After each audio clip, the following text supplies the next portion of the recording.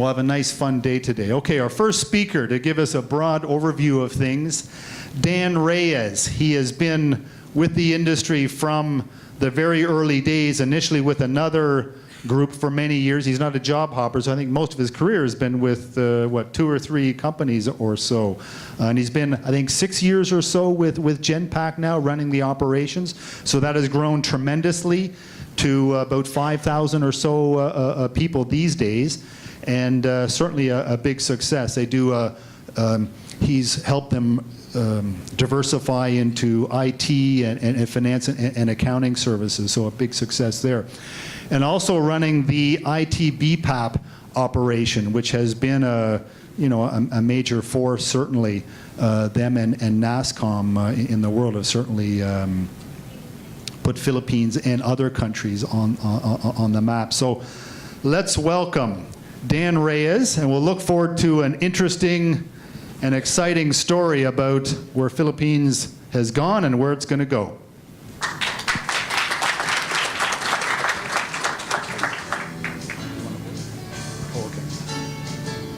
Thank you, Richard. Pleasant good morning to everyone.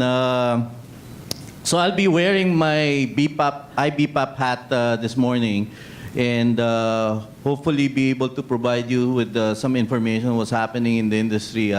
As Richard has mentioned, I've been with the Industry Association since it was founded about 14 years ago, and it has been quite a ride over the last 14 years, to say the least. And right now, IBPAP has expanded its partnerships. We are an association that represents almost 300 IT BPO companies here in the Philippines. But more importantly, we also represent the different associations in the IT BPO industry, particularly the Animation Council of the Philippines, the Contact Center Association of the Philippines, the Game Developers Association of the Philippines, newly installed partnership with the GICC, which is the Global In-House Center Council of the Philippines, HIMAP, it's now changed to HIMAP. Commissioner Ibrahim, we followed your advice that we shortened the name of HIMOAP to HIMAP. So we've taken out one. This is the Health Information Management Association of the Philippines. And of course, last but is the Philippine Software Industry Association. So to start off, 2014 was a very, very significant year as far as the industry is concerned.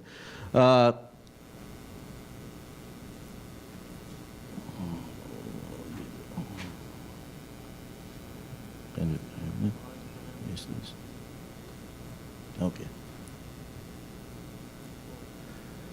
So the industry reached 1 million jobs directly employed by the industry.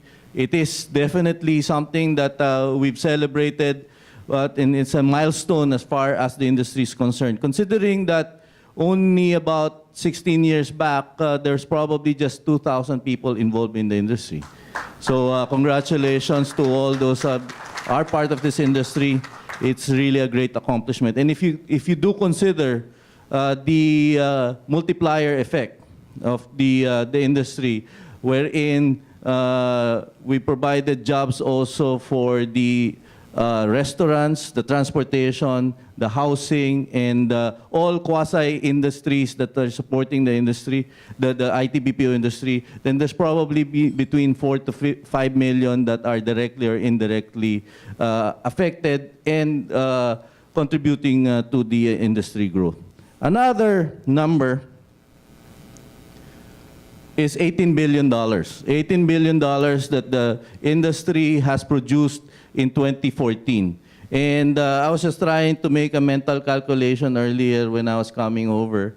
And if you consider probably half of that would be in terms of salaries and benefits, then that's something that's almost 100 million iPhones. I thought that was the number that I came up with. Probably billions of Jollibee and certainly 100 cappuccinos from billions of Starbucks cappuccinos coming from Starbucks. And so that's really the impact that the industry has been creating all throughout the country. The other number I want to share is this one, which is 6% of the gross domestic product of the country. I think, again, coming off, if I understand it correctly, when I attended one of the other forums, was that from the agriculture sector provides 20% of the GDP. And from an industry that was practically nothing 14, 16 years ago, and now contributing 6% of the GDP. That's quite an accomplishment, and I think that's something that we're all very proud of to be able to be part of. So we don't actually have the final numbers for the 2014 numbers, but we continue to grow year on year, and that's something that we see over the next coming years as well. Of course, the landscape continues to be wherein the contact center is the majority of the industry, with almost 630,000 employees employed. About 200,000 are in the non-voice side, the significant growth. This is either in finance and accounting, back office, operations for major companies. And then, of course, we still have the IT services now actually looking at different niches in the market, not only in the traditional sense, but also either in the gaming or in the mobile applications, and that's quite exciting. The other sector that is fast growing is the health information management or the healthcare sector. And that's something that a lot of companies are now looking at, especially now in the US, wherein the ICD-9 to ICD-10 conversion is taking place.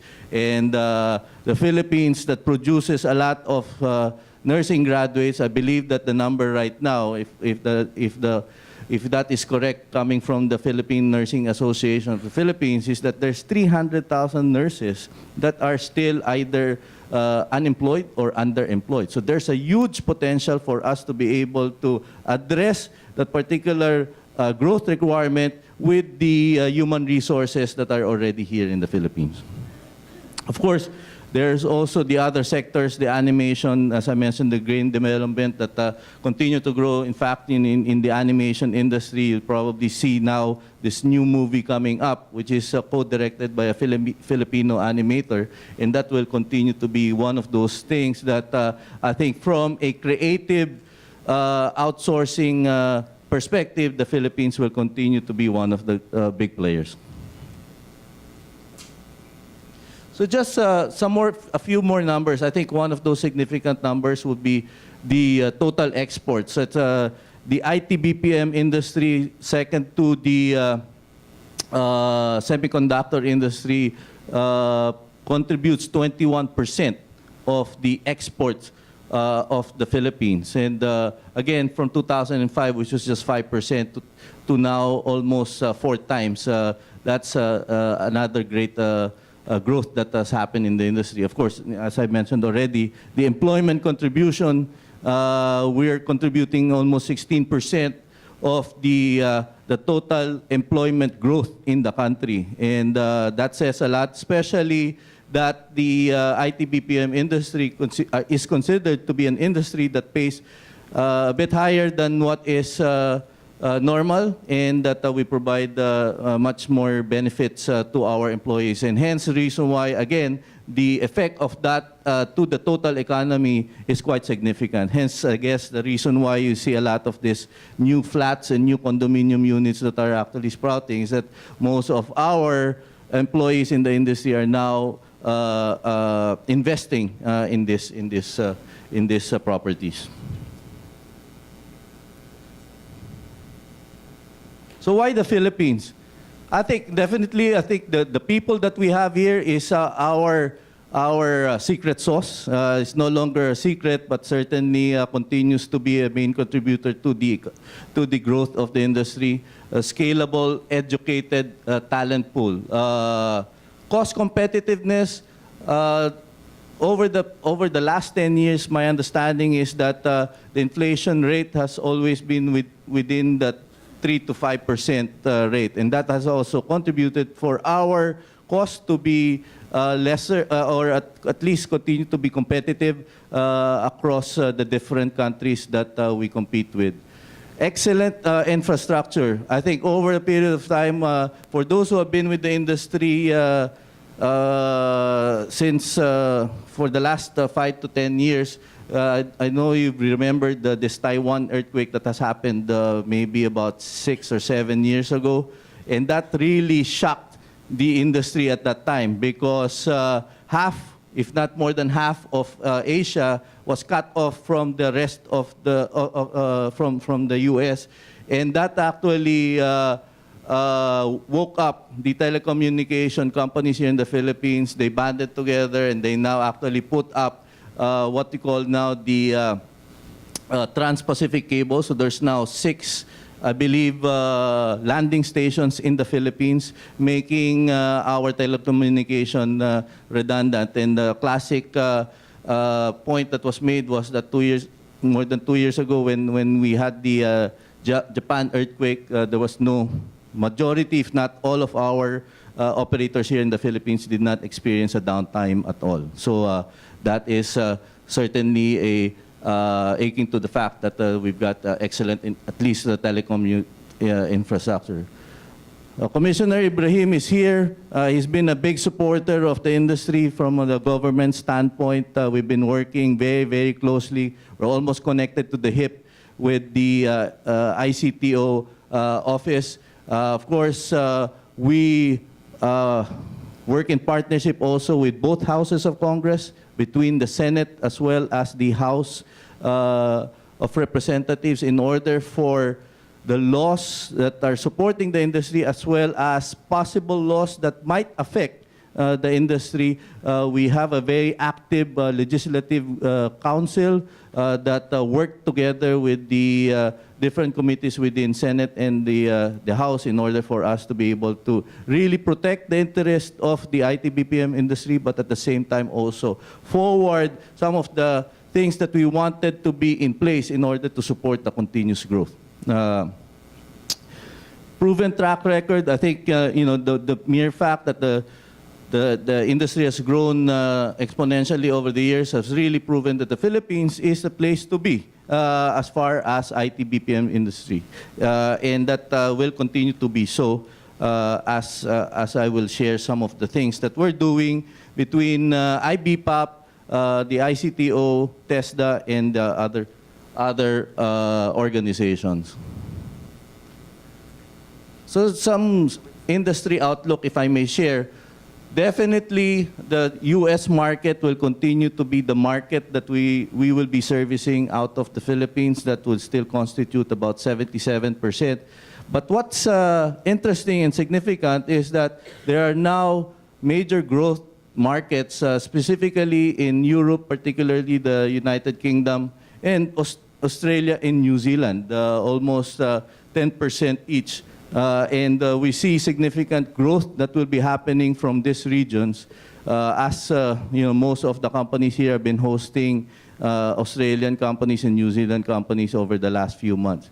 The other interesting thing is this Asia-Pacific opportunities, whether it is in Japan, in Hong Kong, or Singapore, wherein cost is getting higher, and hence the reason why they also wanted to take advantage of the opportunity that if it can be serviced out of the Philippines in their local market.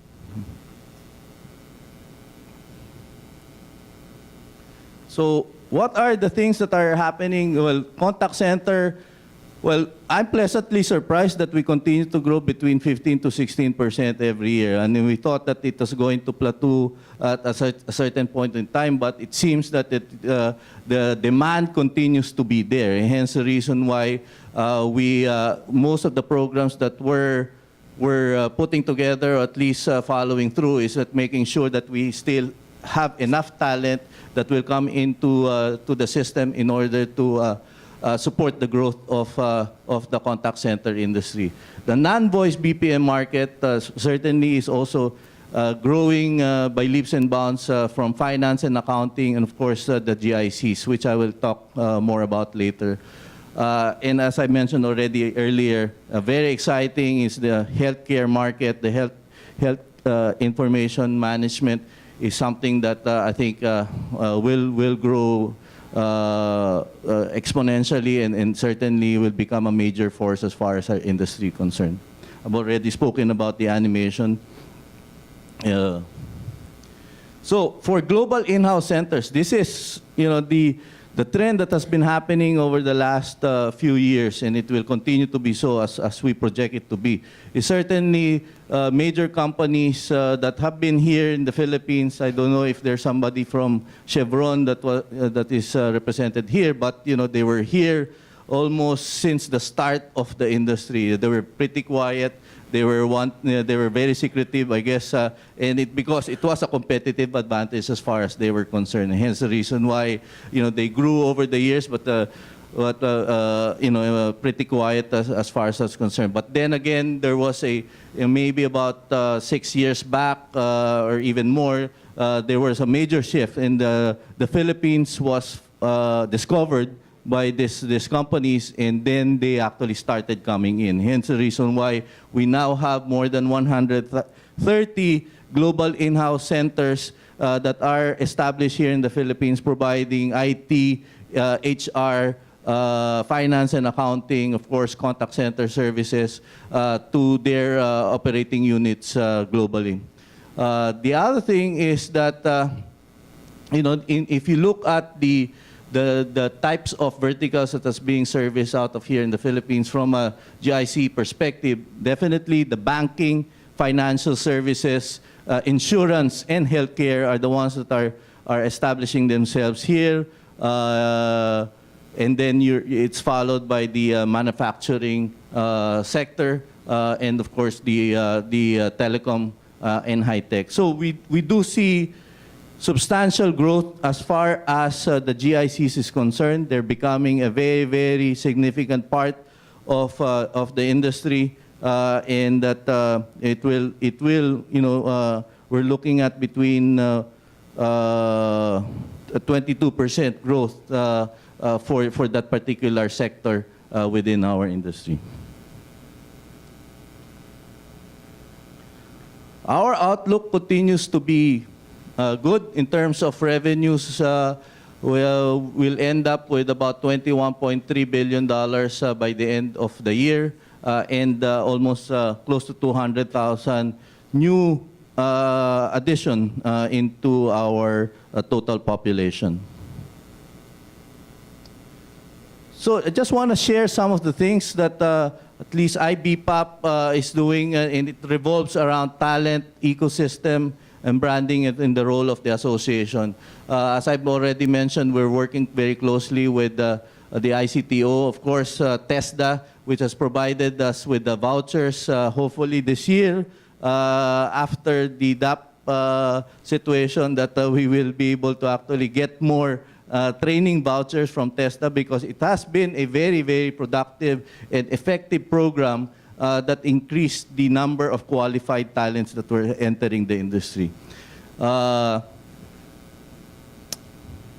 And then, of course, the next wave cities, we continue to actually support and come up with what we call the assessment of the next wave cities in order to help our members assess the next wave cities that they would want to probably either put up a center or invest in those particular cities. Certainly, working with our association partners, we've had several conferences over the years, making sure that the exchange of information, thought leadership continues to be there in order for our different sectors to be relevant. And of course, the role of IBPAP is to consolidate, coordinate, and be able to really help in terms of providing support to the different members that we have and partners association within the industry. I've already mentioned earlier that we now are producing 550,000 university graduates a year, almost a third of which are in the medical profession. The others are in the engineering as well as business. And that, I think, is the real sort of key as far as how we can continue to grow the industry at a manageable level. I think the challenge now is that how can we increase the talent, the quality of talents that are also coming out of the system. One thing that I'm very, very excited about is that with the K12 program that's now being implemented, I believe this year, is that from grades 11 and 12, we will have, the IBPAP will have a significant role in being able to influence, at least be part of the curriculum building. So for the companies that are here, for those that are thinking about putting up shop here in the Philippines, this would become a significant program that we wanted to be really part of in the influence. Because between grades 11 and 12, we will be able to actually provide inputs on how the curriculum can actually be tweaked according to the requirements of the industry. So if we do have any finance and accounting requirement that would be domain specific, that's probably something that we can then have a discussion with the different schools in order for them to develop the talent. I was just talking to one gentleman earlier pertaining to IT capabilities. There seems to be a little bit of a gap in terms of the basic concepts, and hence the reason why I think that is also significant if you can provide us with the input for us to be able to work that out and come up with a curriculum that would address those gaps, so that when they get out of the system, they are employable and that they will be productive. This is the other thing that, as a consequence of the next wave cities, there's now 300,000 out of the 1 million that are employed outside of the Greater Metro Manila area. When we started out, well, of course, understandably, it was almost 100% here in the Greater Metro Manila area. But when people started going to Cebu, to Bacolod, to Davao, I went to Baguio. It really was quite interesting and productive because we found, of course, labor to be available, quality labor to be available at a much cheaper price. And I think that is one of the things that is still spurring that growth.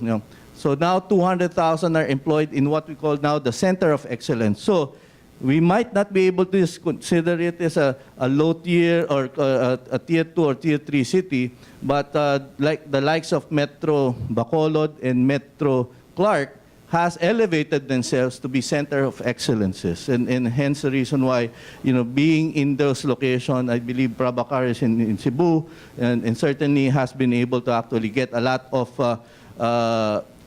advantages in the labor pool in that particular area. And that's really what we're trying to do in elevating the other next wave cities in order for us to be able to take out the pressure here in Greater Metro Manila, be able to actually provide opportunities outside of Metro Manila, and also then be able to control also in terms of salary inflation, and at the same time also addressing attrition issues.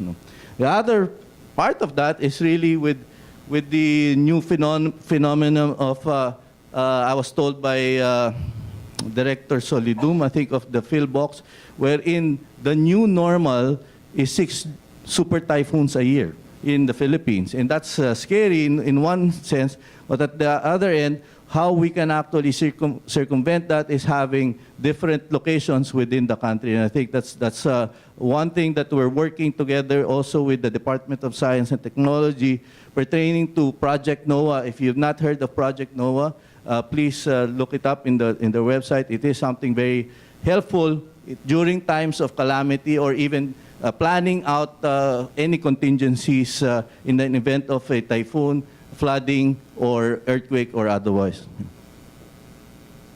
So just told about the next wave cities. There now continues to be new cities that are being developed, and once that that we are able to assess them, we will publish them so that also again for you to be able to assess and help evaluate whether that is a particular location that you might be interested to locate at. The other thing that's happening is that we have now some rural BPOs that are happening. There are like tier 4, tier 5 municipalities that are hosting small BPO companies. An example of which is Visaya KPO. They're in Tanghai in Negros Oriental, very, very small town outside of Dumaguete. And I've heard that they started with 50 people. They're now going to more than 150, if I understand it correctly, and doing very well. And certainly, I think these are now some of the new developments that are happening, especially with the telecommunication infrastructure available in almost all of the 7,107 islands in the Philippines. And that is, again, another opportunity that we can take a look at. These are just some of the studies that have been made. It just shows that the Philippines continues to be competitive as far as operating cost is concerned. Certainly, there's challenges in certain niche areas, but it's quite manageable. So what are the industry challenges? Well, I've spoken about the typhoons and the natural disasters.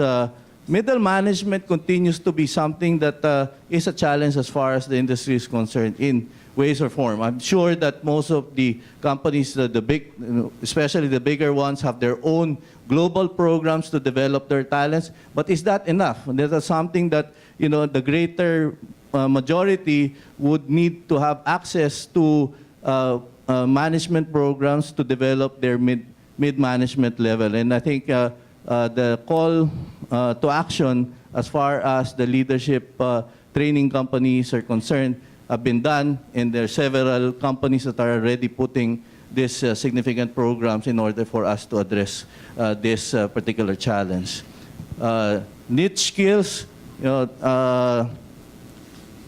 investment banking is just one of them. That there's several between insurance and domain on healthcare and otherwise. This is something that we need to address, and hence the reason why, again, as I mentioned, we're very excited about this K12 program being able to influence the service management program for us to really be able to address that from the root level, and so that when they get out of the system, that they'll be ready to be productive in our industry. Well, the growth of the tourism industry with about, with all of these casino hotels, mega hotels that are coming up. If a person is working at night, who speaks good English, has very good customer service centric attitude, that's the prime sort of profile that the hotels are also looking at, and hence the reason why I believe that this one would be a major threat as far as the industry is concerned, and we're looking at ways and means on how we'll be able to also address that. The change of leadership in 2016, if you listen to Dr. Villegas, there should be no issue. But I think there's always a case whenever there's a change in national leadership, whether there will be a change in direction as well, that would be a concern. But as far as this present administration, we've been fully supported, and hopefully in 2016 that will continue to be so. Changing policies and regulation is always a constant threat, and growth outside of Metro Manila. Though I mentioned identifying the next wave cities, that's something that we're really very passionate about, simply because I believe that it addresses a lot of issues, a lot of challenges between attrition, cost, as well as risk mitigation. Of course, other countries would like to follow suit.